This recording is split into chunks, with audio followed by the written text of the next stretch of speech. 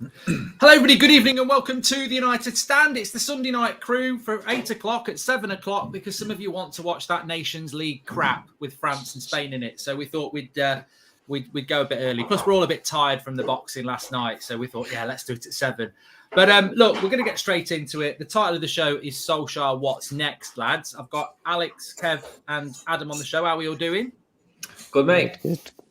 I'm not going to lie, Mark. I stayed up for the boxing like you. I think I've had an hour's sleep and I am suffering, but I'm going to soldier on like the true professional that I am.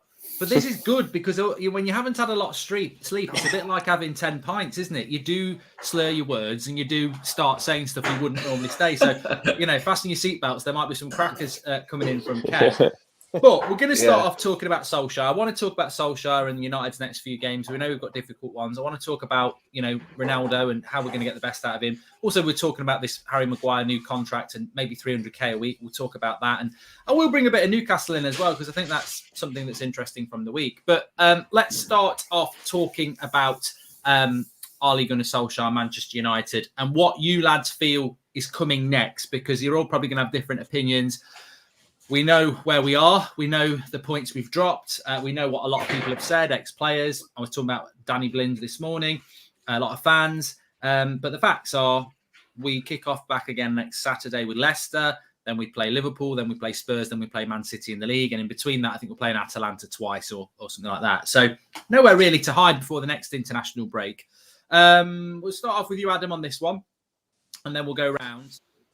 International break is a time to sort of become a bit numb to it because there's no football for Man United. How are you feeling going into these next few games now? Some people feel it's an opportunity for Solskjaer to actually lose his job. Other people are thinking this is where Ollie gets going. He gets, he'll get the results now. Well, he needs to get the results because you just mentioned it there. In between the Premier League games, which are difficult on their own. Well, is it Leicester, Liverpool, Spurs, and City? And then Atalanta in between. The Atalanta games are the ones that jump out because a lot of people think that on that comment you made there in terms of Ollie losing his job, it will be off the basis of not qualifying out of this piss-poor Champions League group, let's be honest.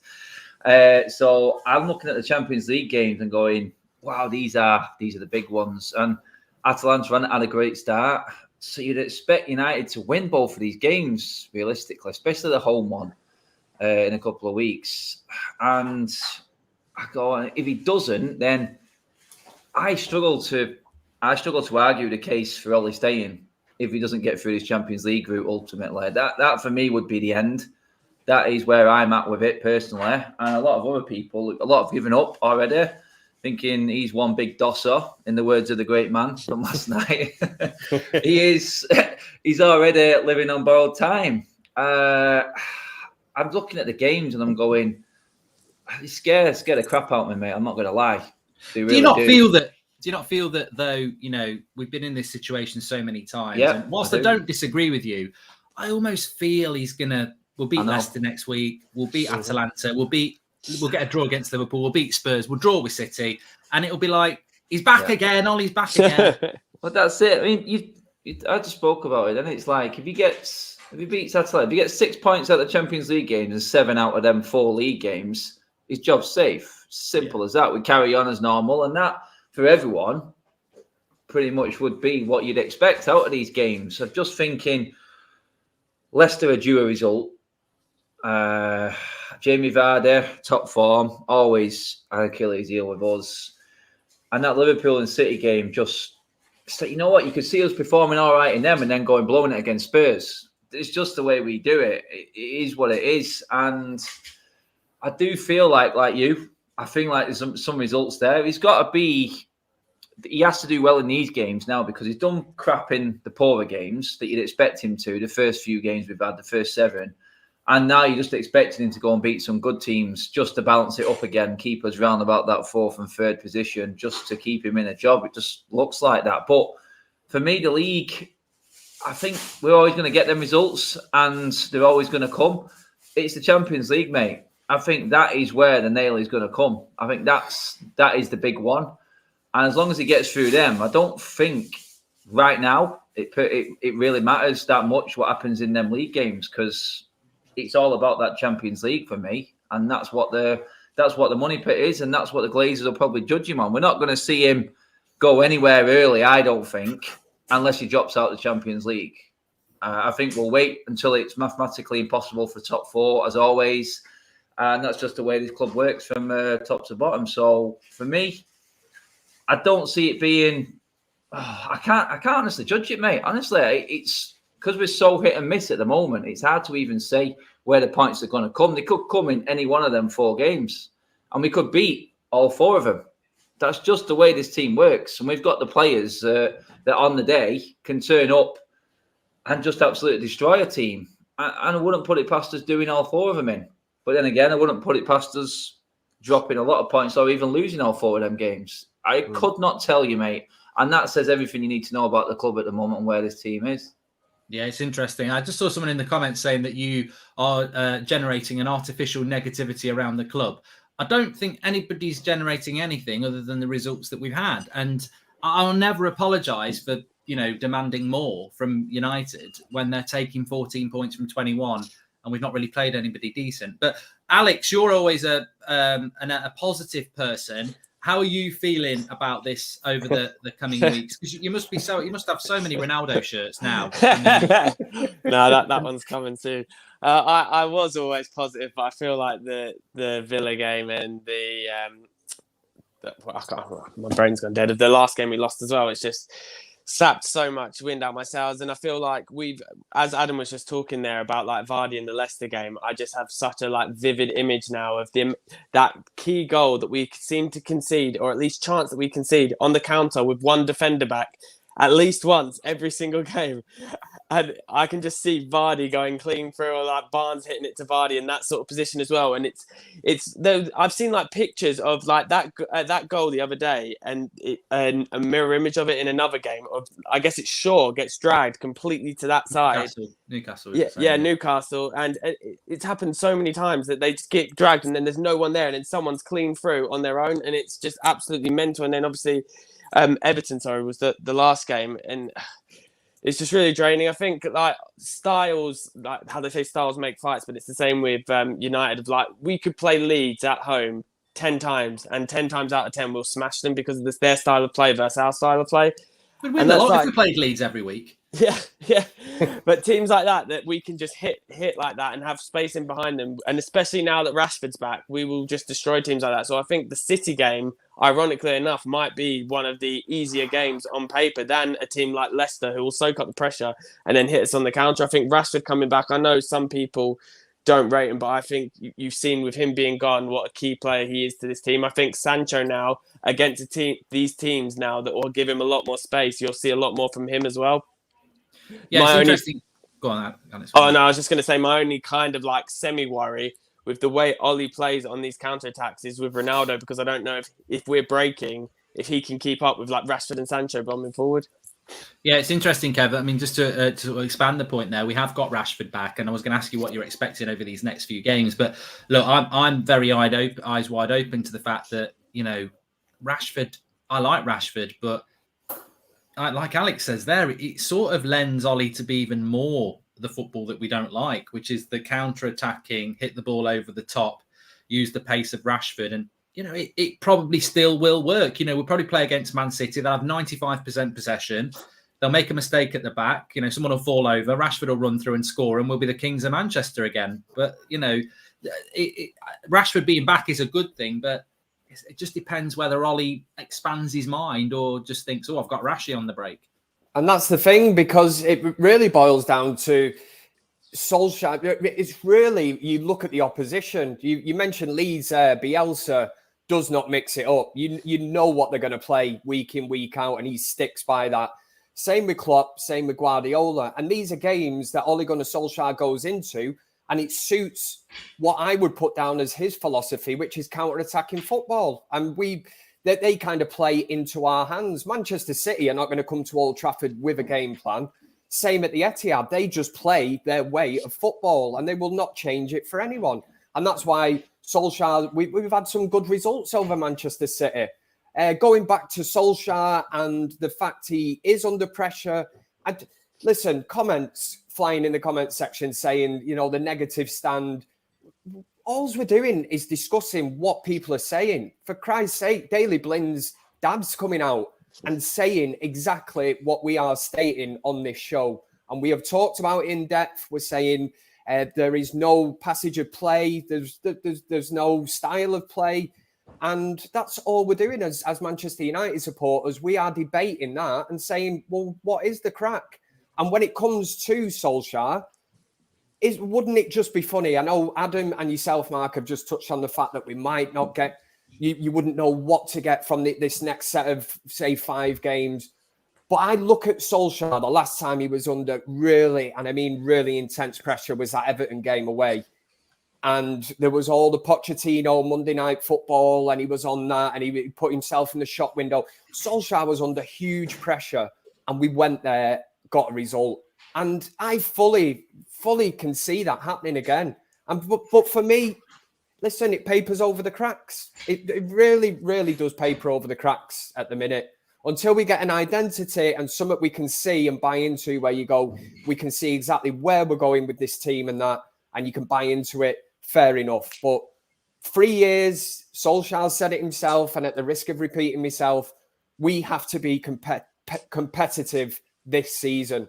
And when I say competitive, I mean going for that league title, not finishing 18, 20 points behind Man City, Chelsea or Liverpool.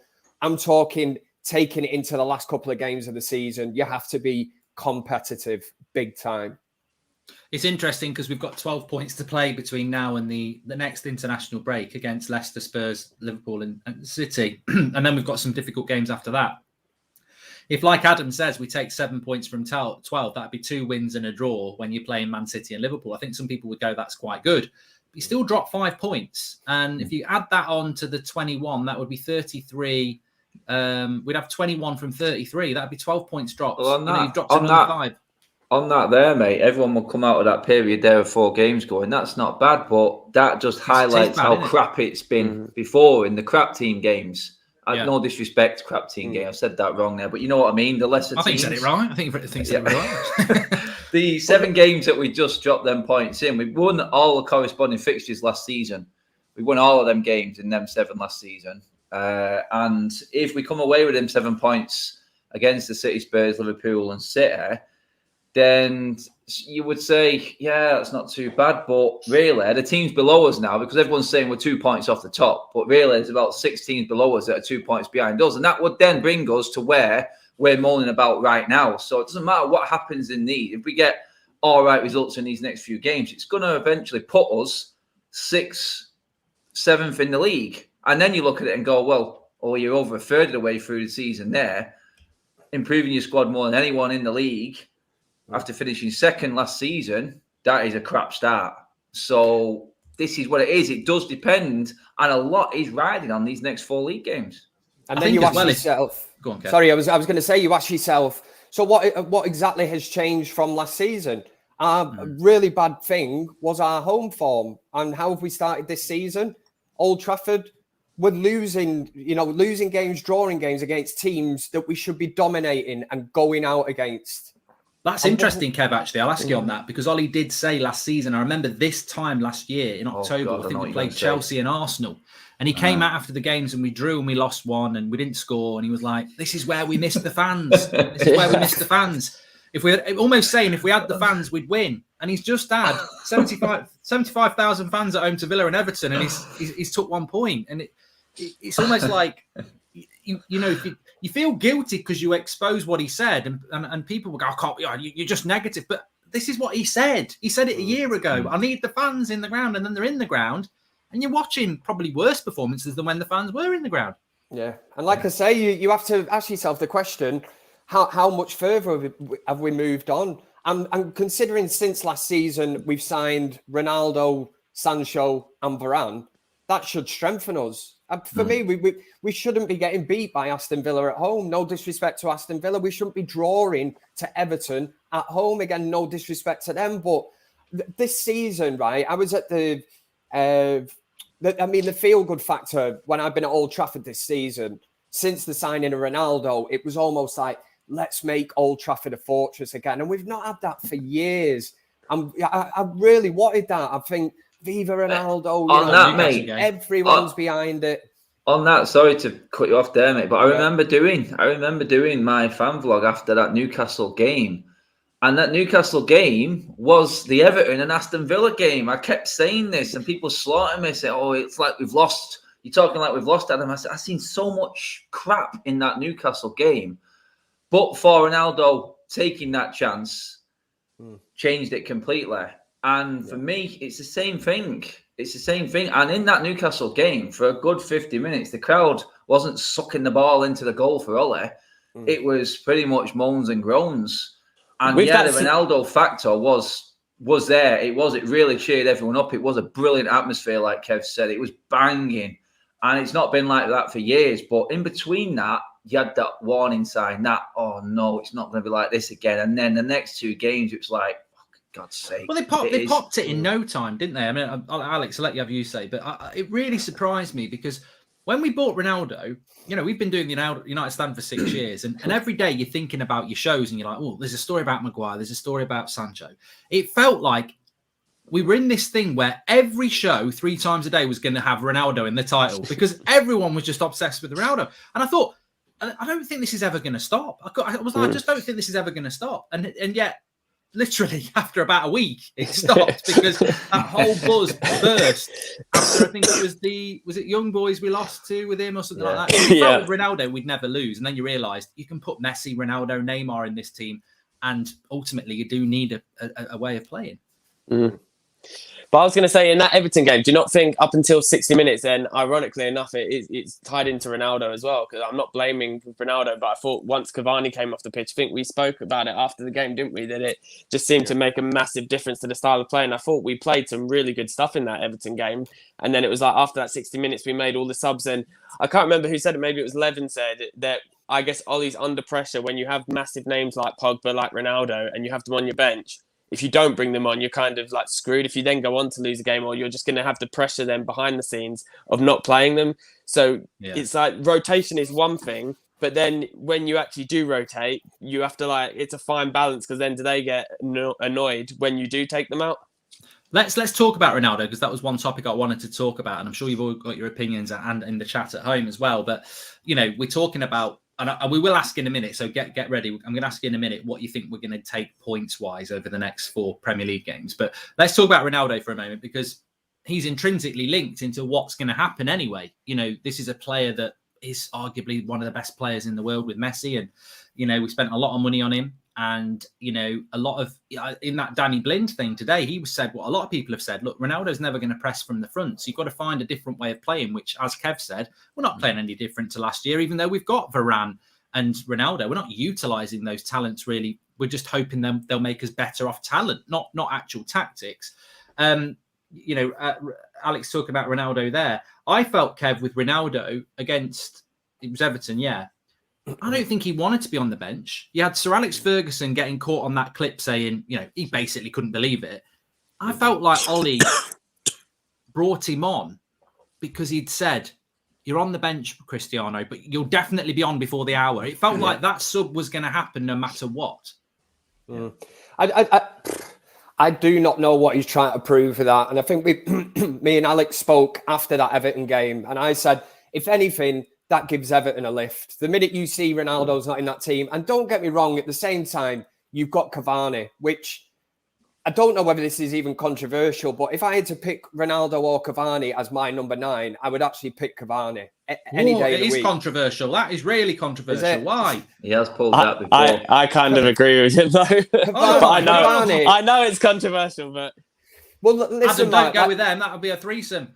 You say if you're saying about Ronaldo, right, and you have to play it with strengths, I totally get that. But I still think you can get Ronaldo and Cavani in this team. So that's maybe a debate for another day. But if you're playing Cavani as a number 9 and bringing him off against that Everton, you're losing so much. And I mean pressing from the front.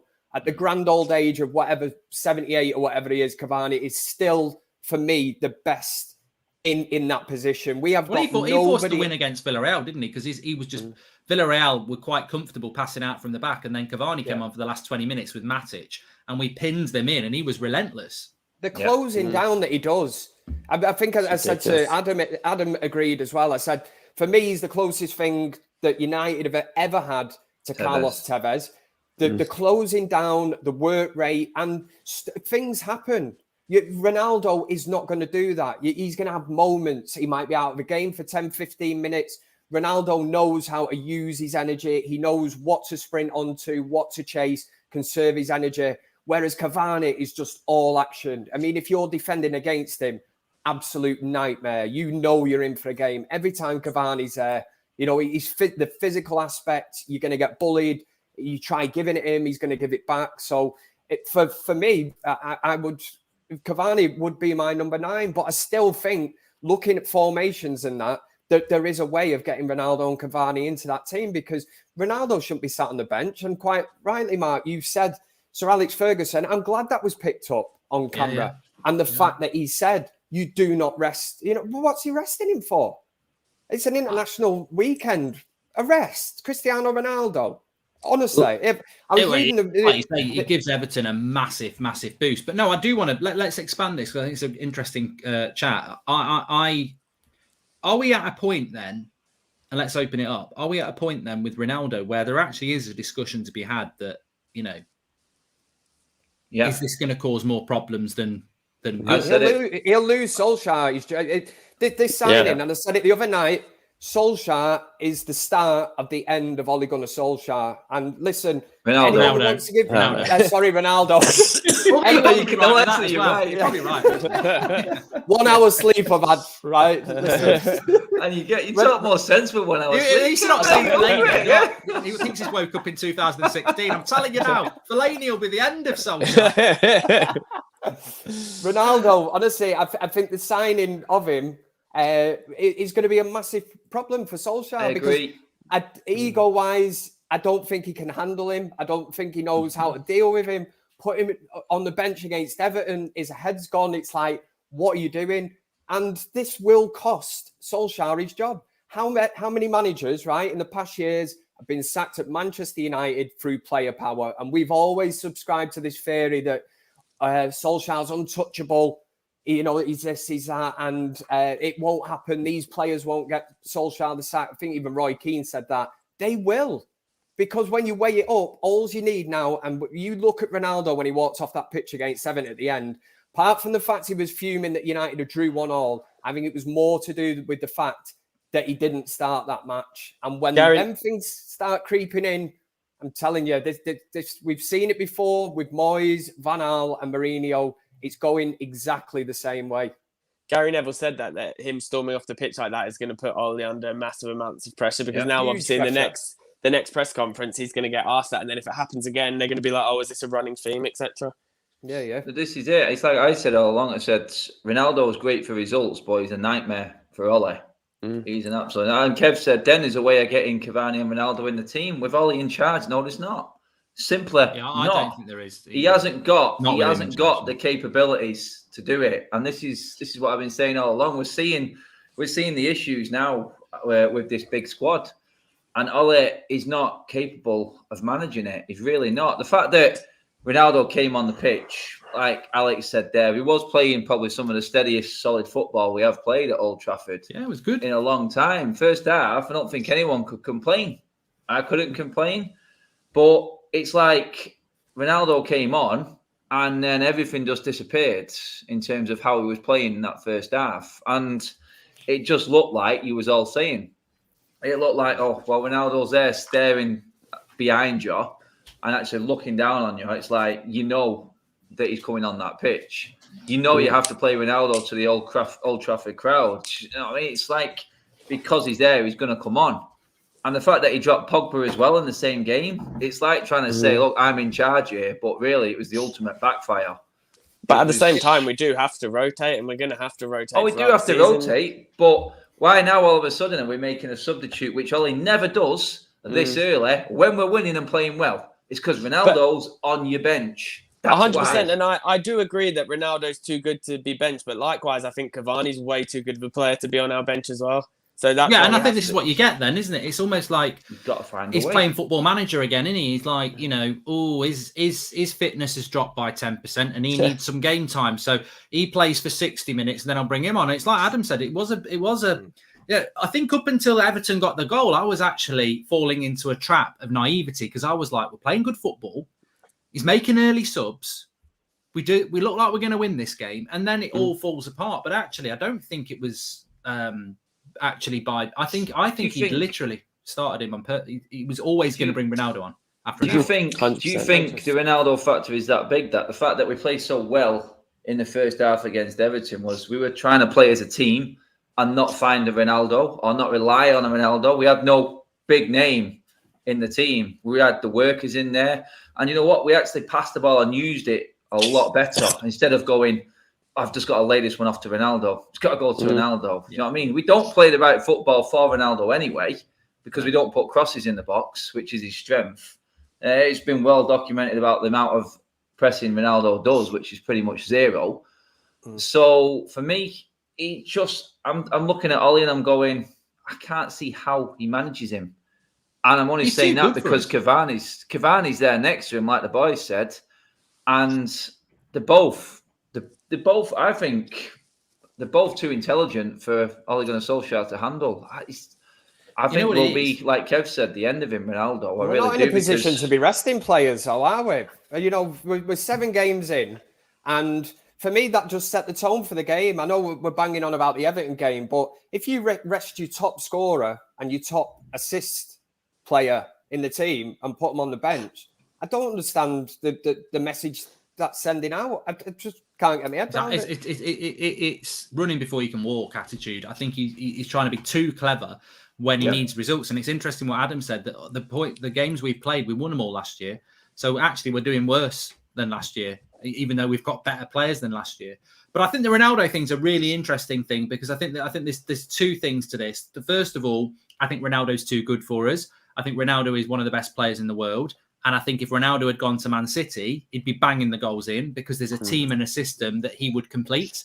I think at United, we don't have a system. And I'll stick by what I said about when we were linked with Haaland and Harry Kane back in April. I said, I don't want Haaland or Harry Kane. And people were like, well, I want Haaland and Harry Kane. I said, but it's like putting icing on a cake you haven't made yet. Like, we've got to bake the cake before we have the icing. And I feel that Ronaldo, I think it's a really interesting chat because I'm over the moon Ronaldo's back. Absolutely love him. I wouldn't be like Kev. I would put him ahead of Cavani. I think, and I don't think you can play them both together because I think how do you play wingers? But I do, and I'm intrigued by what's going to happen. I do agree with Kev that this is going to be a hot topic because he's going to have to turn his back on somebody and stop playing them, and that's really going to be Cavani or Ronaldo. And I don't think it's going to be Ronaldo, but I do think that the signing of Ronaldo, whilst we had to do it because he was going to go to Man City, it's a lot of money spent on something that he ain't going to know how to get the best out of it because he hasn't even got. He's not. Fred and McTominay can't even create. I think it is a problem. I do think it's a problem. That ties into the Fred and McTominay thing, ties into the Pogba problem then of him getting benched last game. If Sancho is coming into form and Rashford's back, then we can't be playing Pogba on the wing anymore. No. So then you're like the conundrum then of who are we going to play in midfield because he plays McFred every single game. So is he going to play Pogba in midfield every game? So then who do you have partner him? And then we're at the same problem that we go back to for every single show, it seems, of why didn't we sign a defensive mid in the summer? 100%. And look, I must just say, Ronaldo's not the problem. No, you can't say buying Messi or Ronaldo is the problem. The problem is we don't know the problem. He is a problem, but it's not. He's not the problem. The problem is we haven't got a team that can. The thing is, though, you have to kind of look at it in the sense that if we needed a goal, whatever, Ronaldo, I would trust over Cavani. But in terms of like how the overall team plays, I feel like Cavani was like the perfect striker for us. Like if you look at like the tail end of like last season and stuff, he was absolutely brilliant. He was scoring like every other game anyway. So I feel like he's just so good, and I hate seeing him on the bench and us wasting. But does that not say what the evolution of Manchester United has become? That 10 years ago when we had Ronaldo, he didn't track back then. Exactly. In his early 20s, he didn't track back. But you had players like that. You had a midfield. But now we value well, Alex is saying there, you'd value a Cavani more because of his work rate. You know, our number 9's got to work his socks off, basically, because that's what United do now. It's not about having a player that's one of the best strikers in the world. You've got to put a graft in. You've got to put them Duracell bunnies in, you know, and that showed you, that basically showed you in terms of all his signings this summer, that what he needed to sign, because if you say out of all of midfielders that were available that we were being linked with, say, Bissouma, Neves, Saul, Niguez, Rice. and probably, I mean, Rice probably would be the only one that Ollie would drop McFred for out of all of them.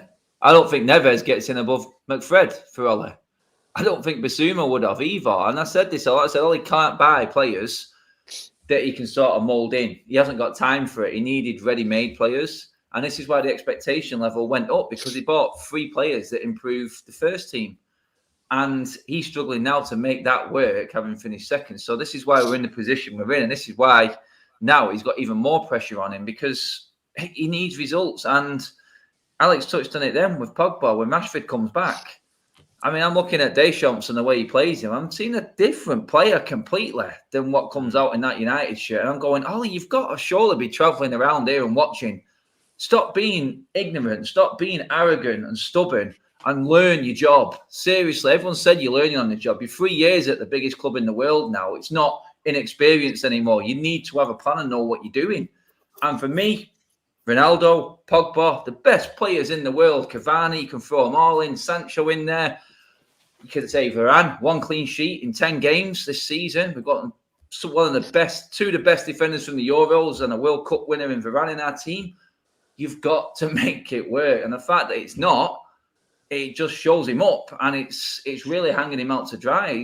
I think he's the maker of his own downfall. He really is. And what this all boils down to, right? I think I've been back on the United stand about a year, and week in, week out for the last year, we have debated this central defensive or midfield. Let's just say the midfield area, right? And it literally is. Somebody put it beautifully once and said, Manchester United at the minute are like a donut. Right, we've got the back line, perfect, you know, wingers, everything up to the top. And in the middle, there's just nothing there. There's a hole in the middle because he has not been able to... Need to get to Krispy Kremes, mate. They're better donuts. They're full. But isn't it? We bang on every week. You go on social media, it's Fred and McTominay. Fred's shit, this, that. McTominay's not good enough. And how has he not identified this? Right. And what you have to look at is this is where it comes down to man management and Ole Gunnar Solskjaer. In the summer, he chooses to spend 70 odd million on Jadon Sancho, who at the minute, I think he's underplaying and I can't understand what he's doing with him. If you look at Pep Guardiola and the way that he's managed Jack Grealish, throw him straight in the team, even if he doesn't have a good game, whatever, let him have a run of games, get into the City way of things. He's flying. He's played every single game for Manchester City. Solskjaer should be doing the same with Jadon Sancho. I think it sends out the wrong kind of thing to him. You know, you'd be like, well, what, you're bringing me off now after whatever. I'm not starting this game. You know, just play him. We've been crying out for a right-sided midfielder for years, probably since the day Ronaldo left. I know Antonio Valencia, you know, replaced him, but come on, you know, he's never replaced him for Ronaldo, Glazonomics and all that. But like I say, at the end of the day, it still boils down to the fact that a year on, and you have to look at that and go, could that money, or if it was down to Solskjaer, why did we need Jadon Sancho? I'm not dissing the transfer. I like him as a player. And again, even Ronaldo to an extent. I don't think we actually needed him. It was almost like we couldn't miss the opportunity to bring him in. And I'm not arguing with it. But the main issue, midfield, central midfield. If you could have got Declan Rice for 80, 90 million this summer, and, you know, and not signed Sancho, would that money have been better invested? And would we be better as a strong 11 going out every week? I think we would. Like you said, Kev. Yeah. Go on. Yeah, it's like you said, Kev, when Ronaldo was coming in, wasn't it? It's like we knew what we needed. It's like going into Aldi with that shopping list, knowing what you need, and you walk down that middle aisle with all the goodies and mix and match things. And then it's like, oh, chili nuts. Just got to get that. There's a you come home with a chainsaw and a steak. Chainsaw next to the lettuce. Just throw it in the trolley. We need that. No, you don't need it. You don't need it. Why have you brought that home, love? Oh, it looked nice. I do feel that we make an excuse for him though, because I think we all know, and it runs into millions of United fans and the media and ex-players. Everybody talks about this midfield, and it's absolutely spot on. We do need it, but let's not forget he did spend £74 million on Sancho, and then he's benched him. He could, and I like Sancho as well, but he's not picking him. And I think if he wanted a midfielder, he could have just said, you know what? Leave that 74 million Sancho deal. Let's just go and get, that Tchouaméni looks good at Monaco, or, Bissouma. I mean, that might have been a mistake, but, as a footballer, there's options there for a lot less. And I'm not going to give Ollie the excuse on that. I really hope Ollie can turn this around, and, I'm fed up of saying that, but I'm not going to give him the midfield excuse. He picks McTominay and Fred because he thinks they're the best midfield he's got. And it's funny tonight that Pogba, who is a Man United player, it's almost like Carrick ringing him up tonight and saying, Ollie, what you doing? Pogba's playing with Tchouaméni again and it's working really well. Leave me alone. It's the international break. I'm watching repeats of Strictly. It's like, he's a Man United player playing, your midfield's crap, mate. Paul Pogba's a Man United player for another year. He's playing in midfield next to a player and they're playing really well. Maybe don't have to buy Tchouaméni, but maybe look at the type of player that's playing with Pogba to get the best out of Pogba. But no, he's obsessed with this bloody McTominay Fred thing. And ultimately, I think that's why it's funny, because Ricky messaged me and said, you're going on about McTominay and Fred. It might not be their fault in relation to as a pair. I think McTominay could work well on his own, or Fred on his own. Well, I'm not opposed to that. We've got to break the obsession. Mate, he tried to be clever with it in the Villarreal game, didn't he? By saying he's playing more attacking midfield, and he made McTominay look like a complete Division 2 player. But do you not feel like in that game it was kind of Bruno and Pogba's fault? Because to me they weren't really playing as eights; they were playing as like double tens. To me, this is what I mean. They were both so far up forward. I said exactly that, Alex, mate. There's no discipline, there's no positional discipline in our midfield, and that goes on Pogba, that goes on Bruno. It's like Ollie says, just go and make something happen, and they play all over the place. Bruno needs reining in, and I'm Bruno's biggest fan. He needs a bit more discipline. He's playing like a sports like a 9 even. Everywhere. He's just. I'm like that. I looked at Pogba in that Villarreal game, and I said to the guy next to me, I don't know where he's playing. So I could not tell you where he's playing.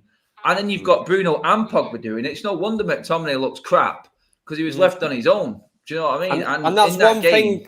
One thing, in fairness, that Ricky used to always say, and the amount of times Matic, whenever he played Matic and he was left exposed, I remember listening to Ricky many shows, always loved his input, would listen, football man, obviously looked into things like that. And sometimes you sit back and you think, he had a point there.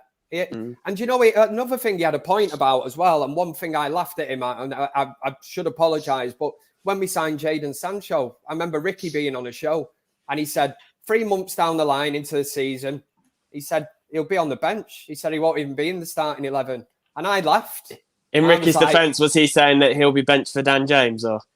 No, I personally think Ricky thought he'd be benched because he wasn't good enough. I actually think Ricky he likes what he's seen of Sancho, but he's been benched for different reasons. Let me tell you guys, Ricky picks his players so they can last there. He needs someone to fall back on, Ricky, and Sancho's in his pot. So Sancho's always going to be brilliant, guys. He's the new improved Dan James. Sancho's there, but what Ricky did say was, and he sent me a whole thread of how horrible Bruno Fernandes is. And obviously I laughed in his face and said, Ricky, you got to look at it. I said, it all comes down to discipline. It comes down to position. It comes down to coaching. And it's all Ollie's fault. Do you know what I mean? He's the one who's sending out these instructions. He actually said he told Pogba to do that in the post-match interview. He actually said that. So that was him. That was on Ollie. He actually admitted it without even knowing it. I think that probably fairly sums it up with Ollie. He does that quite a lot. But for me, it does come down to how Ollie sets this team up. And I do feel like if you're going to bring in a world-class defender like Varane and then still play a double pivot in front of him and make our defence look worse, there's a serious problem that you've got there and you've caused it. There's no question about that. You have caused that problem because the defence does not look as good. And it's hard to say. Varane looks all right. But I'm looking at the rest of them and I'm going, how can you not improve with a world-class centre-back now in your ranks? How can you not be better? Because every single game that we've won, barring the Leeds game, we could have lost. And that's one thing Ricky is right about. And without David De Gea this season turning it completely around, we'd have been up shit creek without a paddle. No question. We really would. It is, like I said before, going to come to a head now that Rashford's back, because he can't be putting Pogba on the left wing anymore, and Pogba's going to demand to play. So it's going to have to be the Pogba. big favourites. Yeah, exactly. The Mick-Fred partnership is going to be broken up because they're not as big of a ego, so to say, as all of the other big players that we have in the team. So one of them is going to have to drop out. Well, of course, Fred can't play against Leicester anyway because he won't be back, and neither will Cavani. So that actually I won't be surprised, Mark, if Ollie charters a jet out to go and pick him up for the morning, mate. I really wouldn't. I would not put it past him. He's coming back. Imagine. Well, you know, I mean, the only thing that stands out for me for that game is it was a mess against Villarreal. But I thought McTominay probably played one of the worst number 6 roles I've ever seen. I thought he was playing hide and seek. He would not come for the ball, which forced Maguire and Varane to hit long balls. And then you've got, I think, did Sancho start that game? I think he did. Yeah. Pogba and Bruno, Ronaldo, and maybe Greenwood it was, because Pogba played in the midfield, so I presume it was Sancho off the left. I don't think Lingard started, but yeah, it was a tactical disaster, that was. Let's just bring it back then. So we've got Leicester next week, then we've got Liverpool, Spurs, and Man City. Let's lay our cards on the table. What are we going to predict? Because we'll come back and visit this in the November international break, and we'll see who was right. What I would say is there's 12 points there. We've got 14 at the moment, and I agree with what Adam was saying at the start of the show. And what I would say is that I don't think this is good unless we get at least 9 points, because 7 or 8 points ain't good enough because of the points we've dropped. You've got to try and make them up. And of course, when we play Liverpool and Man City, everyone else is going to be playing bloody Southampton or Newcastle. So they're going to be, I can see us not, we won't be 2 points off the top at the next international break. I think we'll probably be maybe 3, 4, 5 off the top. So what are you going to go with, Kev, then? What do you fancy out of these 12? God, what a question. Listen, I'm going to say 9 points. I'm going to go with 9 points, and please factor in the fact that I've had 1 hour's sleep. I've had a couple of drinks today as well, so but no, I'm gonna stick with 9. I just think, touching back on what I said earlier, and Ole Gunnar Solskjaer, just it always seems to do it, doesn't he? Just as it seems like it's all falling apart, like you said earlier, Mark, as well. He just seems to get these results, and they come out of nowhere, and then it's obviously paper over the cracks, and it would be like, we're sound, you know, while he's at the wheel and all that, fair enough. But no, I've just got a funny feeling that the international break, if anything, I usually hate them because I think it just gets in the way of Manchester United, and that obviously I'm very selfish like that. I also watch Man United, but this weekend, it was strange. I was actually glad there was no football. It could be the last couple of performances United, it's really, really got on me tits kind of thing. So I'm like, no, this weekend I need a break from football. I'm not bothered about England or whatever. I just need a break from it. And we go again next weekend. So it couldn't come quick enough for me, to be honest. Adam? I think it's quite important to say that unless we take 9 or 10 points, by the time the next international window comes, we're out the top 4. And then where will people judge what we're at? We cannot afford to lose one of these games. Otherwise, then that whole argument about us just being off the top goes completely out the window. And then you're judging it, like I said, a third of the way through the season, and you're not even in the top 4 with everything that we've done in the summer. And that then would start raising big questions, and you have to really look at it. But I see, do you know what? I'm scared of that Leicester game. I really am, more than the others, because I know at Old Trafford, United will always raise the game. And I can see us getting something out of the Liverpool and City games. Yeah. But I honestly see 7 points, mate. I do. I see 7 points, and us going into the international break in about 5th in the league, and then we're talking a different ball game again then, mate. I really do. But yeah, I just think a defeat, a win, a couple of draws, they're probably the City-Liverpool games. We possibly beat Leicester. I think we're going to drop points against Tottenham, to be honest, because I know what Nuno's like been to so many games where he's absolutely destroyed us.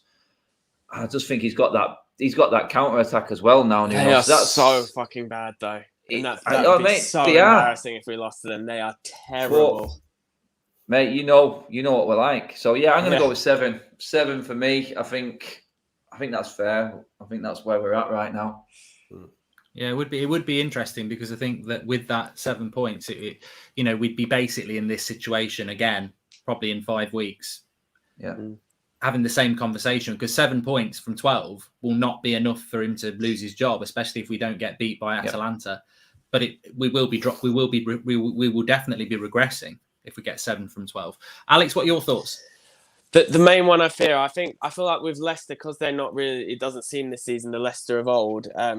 I could see a scraping one. It won't be a straightforward game. And like I said before, I wouldn't be surprised if Vardy got one on the counter, if we were like dominating and they just hit us on the counter, and maybe I scrape a 2-1. The main one I'm worried about out of all of them is Liverpool, because I feel like across like the years at Old Trafford, they haven't necessarily been at their best, but they did beat us the last time we played. You can argue, okay, we didn't have much to play for, but I feel like they are kind of a dark horse in this Premier League race, because no one really seems to be talking about them. Everyone was talking about City, Chelsea, arguably even United, and like since they've got their injuries back, they do seem to be doing really well. So Liverpool's the main team I worry about. City, as weird as it is because of how good they are, like they never seem to, touch wood, give us that much trouble when we play them, because our team is set up perfectly to beat them, especially once we have Rashford back. But now with Sancho as well, with his pace on the counter and like his ability in open spaces, I feel like we could beat City. But yeah, the Spurs game, I understand what Adam's saying about with how Nuno plays, how defensive he is, and like you saw like the stats, like when they were top of the league on the first 3 games, I think they'd had like, it was like something ridiculous, like one open play shot on target or something ridiculous like that. After 3 games, I saw a stat that like a goalkeeper had created more chances than the whole Spurs team, because they're just so diabolical. They are so bad under Nuno, but it wouldn't surprise me if, like, well, we saw they beat City, didn't they? So it wouldn't surprise me if they just absolutely parked it and then just got a lucky goal because all of our defence is out of position as always, and then we lose 1-0 or something like that. Whisper it, Alex, but these guys are 2 points behind us. But the weird thing is as well, we're so lucky. We're so lucky. Yeah, Arsenal as well. But we're so lucky in the sense of how close we are to the top, because everyone else has messed up as well throughout the season. If we'd have actually just shown any remote bit of form, we'd be comfortably top of the league. Yeah, but and I guess anyone can say that. The worrying thing is when you look at Alex is they've played. For me, we've not played anyone decent. Yeah, and they all have. Aston Villa, I forget Leeds anyway. That's just whatever. Aston Villa was probably the first test where you go, they're actually looking half decent this season. They beat us, and then you probably look at Everton and go, well, Everton have got a good setup. But exactly, missing 2 of the best players. And they should have beat us if Davies didn't mess that up. Exactly. Yeah, I don't know what he was doing there. They could have beat us. So we've Manchester City have got a couple of big games out the way already, and they're still up there. The big games are these ones, and you drop points in them one. If you don't get anything out of them, this is where the table then, and that's where the true form starts to show. I think we're in a kind of a false position at the minute because we haven't played anyone decent. But Liverpool and Man City and Chelsea have all played each other. That's 2 games they've played where they've played each other, and they're still up there. So they'll be like, well, we've got rid of a couple of difficult games, and we're in the race. We've jumped those hurdles. Yeah. But in Ollie's defence, like throughout his time at United, he has actually seemed to have done well in these games because, again, we say about it seems to suit his style of play. Like we had last season, we were keeping I feel like we weren't keeping clean sheets against like the crap teams. And then we would play against one of these good teams, and then we'd absolutely park the bus. And then remember we were having so many 0-0s against these teams last season, and then we were having like the odd chance that we could have won the game. And it's like almost. So I feel like he's going to go for that again. We'll bring McFred in. We'll just sit so deep and try to hit on the counter with Rashford and Sancho. I'm sort of lost between. Did you say how many points we get, Alex? Actually, or did you just? I'll go with beat Leicester, lose to Liverpool, beat City. Join the 9 club. Come on. Beat City and who's the last? Oh, Spurs. Beat Spurs. 9. But it wouldn't surprise me if we lost to Spurs. But I'll go with 9. Yeah, I think we'll definitely get 6. I think we'll get Leicester. We'll beat Leicester and Spurs, although they are the sort of games we wouldn't win. And I think Man City and Liverpool, I can't see us losing both those games because I think Ollie doesn't lose the game that's going to really ramp the pressure up on him. There's pressure, like there is pressure now, but I don't think he'll get beat by Liverpool and City at home, because they're the sort of games where, you know, you do that in front of 75,000 fans.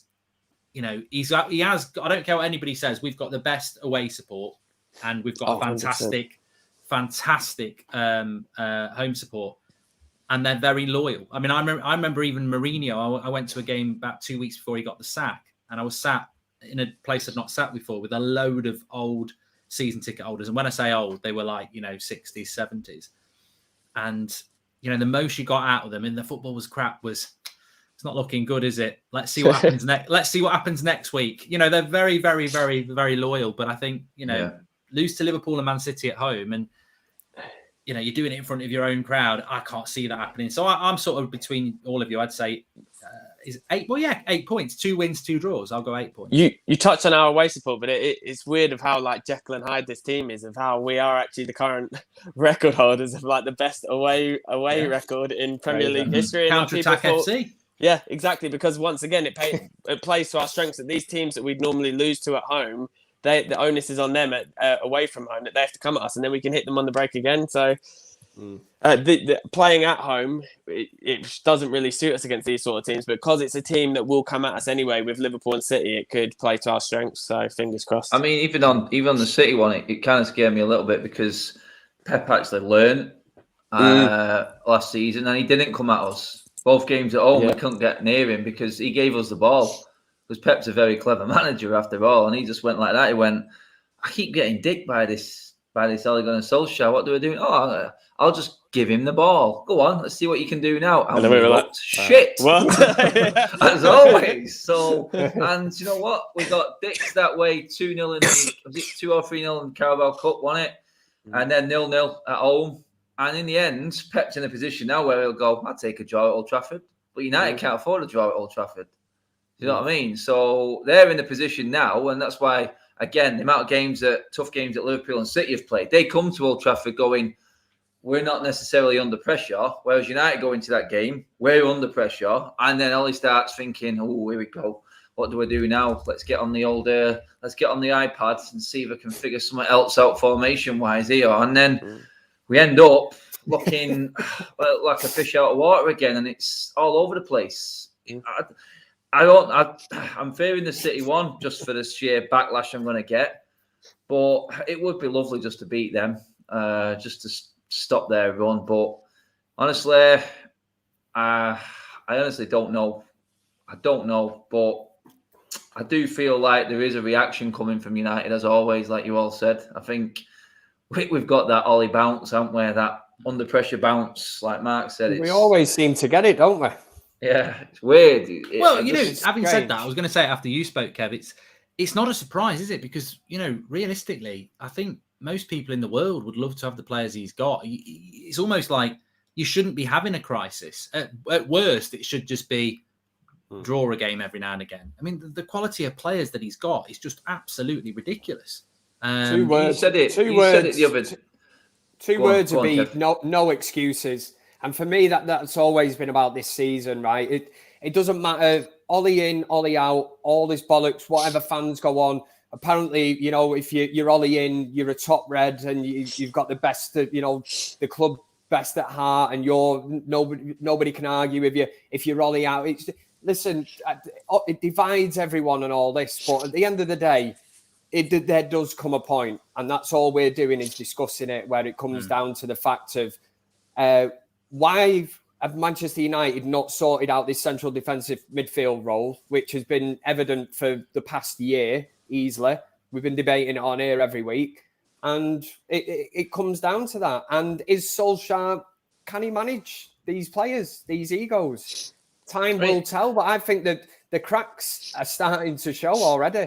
And the classic example is Ronaldo coming off that pitch against Everton. We said it before, Kev. I think we touched on it again on another show before. It's like you get Chelsea's, City's, and Liverpool's best 11, and you can pick the best 11. You can say, hand on heart, as one of their supporters, you know exactly where every single one of them players is going to play. You put United's best 11 players, I could not tell you where the position is that they're going to start that game. We haven't got a settled player for nearly any position from the back four forward. There's nothing settled in any one of them positions for me. Anyone could be playing there every other week. But the only one for Ollie on what you were just saying there is Rashford. And as soon as he comes in, I think he's like the number one. Like, Ollie's favourites. He plays him into the ground. No matter how injured he got, he was still playing him every single game at that left wing spot. So as soon as he's back, he's going to be starting week in, week out. And Solskjaer has got everything he's demanded. I mean, since the days of Sir Alex Ferguson, no other manager has been backed as heavily and got every single target that he wanted. You look back in Mourinho wanted Harry Maguire. United looked at him and went, well, I think even David Moyes wanted Harry Maguire at a stage. Could have got him from Sheffield United for about 500 grand or something at the time. And United were like, no. So you look at that, and that's the mismanagement of United. Then for years on to then sign Harry Maguire for a ridiculous fee, but they had to pay it. But again, 2 words, no excuses. He has got the squad now, whether we think that it's strong enough or not. But I keep touching back on this thing in the summer of, we all know he needs a midfielder. You've got Michael Carrick, one of the best midfielders from what I've seen at Manchester United, one of the best midfielders. I know a lot of people will slag me off and, Michael Carrick, what did he do? Listen, I thought we'd do anything for prime Michael Carrick now in that midfield. What's he doing on the bench? Yeah, he would. What's he doing? What's he doing on the bench? It's funny, the worst position in our club is then 2 central midfield roles, and Ollie's number 1 and 2 behind him are both United central midfielders. You just look at that and pinpoint it and go, well, Carrick must be a crap coach. Let's be honest. He's got to be a crap coach because he was a brilliant player, very intelligent. So good. And Barcelona players saying, why aren't England playing him? He's a continental, intelligent holding midfielder. He can't be a great coach because we're desperate for a holding midfielder, and he's our bloody assistant coach. So, it doesn't make sense. If I was Carrick, no wonder he's always listening to his music. He's trying not to get noticed, isn't he? He's got Art FM on or something like that. I'm on a tape stadium. If you're Michael Carrick and you're sat there, right, in that dugout or whatever, watching Fred, I'm sorry, but you know what I mean? You'd be looking and going, whoa. Maybe he's listening to you can go on YouTube and you can just listen to calming music to calm yourself down. Maybe Ollie's just not listening to him. Maybe he's saying, stop picking McTominay and Fred. He's like, I'm the boss. I'm picking them. So Carrick just has to listen to calming music to keep himself from, absolutely exploding. Whale music. The sounds of the sea. He isn't as good, but the closest player in this squad that we have to Carrick is Matic, and I just don't understand why he doesn't get played more. You can say, okay, like I've said on the show before, that he fades after 65, 70 minutes, so then sub him off for one of them two, but why is he here? If he can't play 90 minutes, why are we keeping a player? He could have got. But that's another thing. People say about his age and stuff. Carrick was older than Matic when he was still playing. In 2013, Carrick's older than Matic is now, and he was still playing week in, week out. He shouldn't be here. I think Matic is the best CDM, and definitely the best. But it's very clear that he can't play 2 games a week or even 90 minutes. I don't understand. I don't understand that. But could you say then, Mark, that the reason he can't play that is because he doesn't get a run of games? So maybe he can't build up the fitness to then be able to play like that. Yeah, I mean, I've said this before. I think you get so many wasted questions in a press conference, like, what did you think about the Ryder Cup? What do you think about the Champions League format in 3 years? What do you think about the weather? What do you think about the pedestrianisation of Norwich City Centre? It's the same old sort of nonsense question. How's about asking your best periods of play have had Matic as holding midfielder? Why are you not using him in Ollie?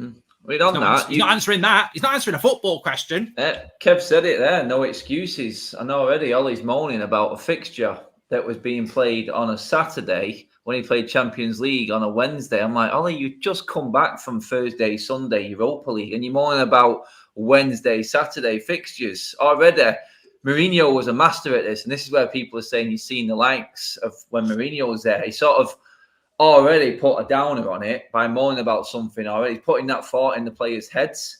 But then on that, he had Matic that came on for, 15 minutes against Villarreal in that Wednesday game, which changed the game and we controlled it, who clearly could have started against Everton, who he's seen play with Donny 2 months ago in a friendly and absolutely dominate. Everton in that midfield puts Fred and McTominay in. McTominay on a complete downer from Villarreal, having a shocker, had an even worse game against Everton.